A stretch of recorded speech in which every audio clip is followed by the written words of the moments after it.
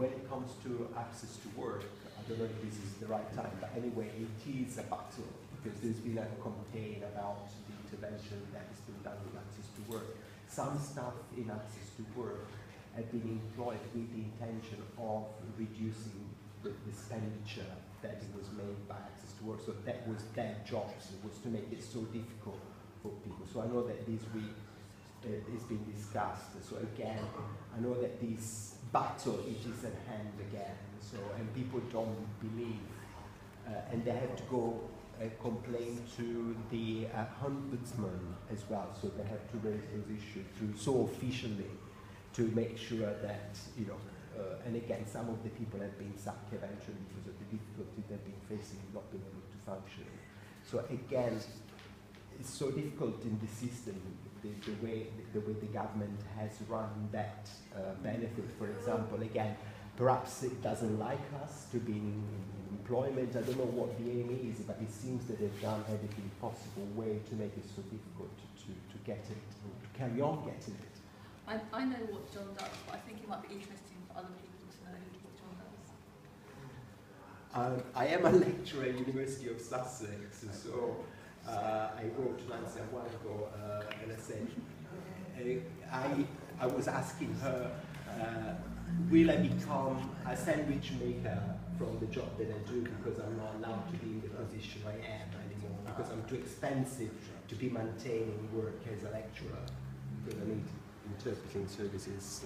So again, is that the aim of the government? It doesn't want me to do the job and the profession that I do, so because I'm dependent on access to work.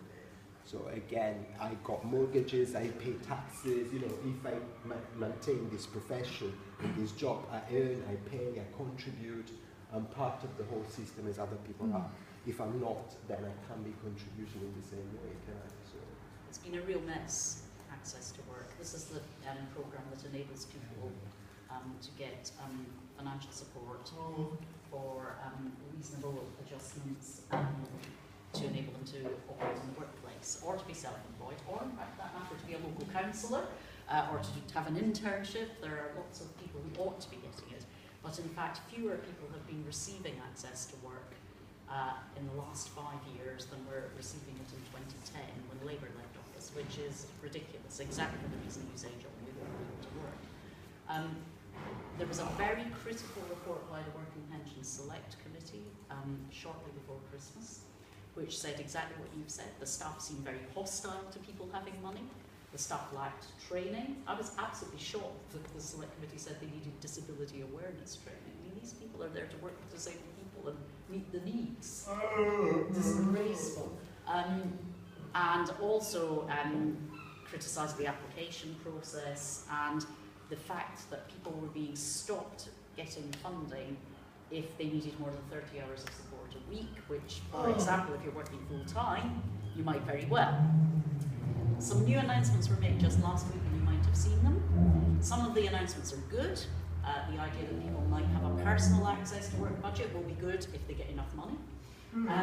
The idea that there would be the opportunity to work more hours, there won't be an hours rule, but there's a very big caveat in what the government announced last week, which is that the amount of work an individual, the amount of support an individual can receive will be capped at £40,000. And for a small number of people who have very, very high cost support needs, that won't be enough money for them to continue to work full time. And it's been significantly criticised by disabled people already. Now, one of the things I'm very interested in is we were told that when the Remploy factories closed, the money would help to support access to work. And the Select Committee said, well, that money seems to have disappeared. So if I'm going to be the Minister for Disabled People in May, I'm going to be walking into the Department for Work and Pensions, and one of the first things I'm going to be saying is, go and find me that money. Where did it go? What has happened to it?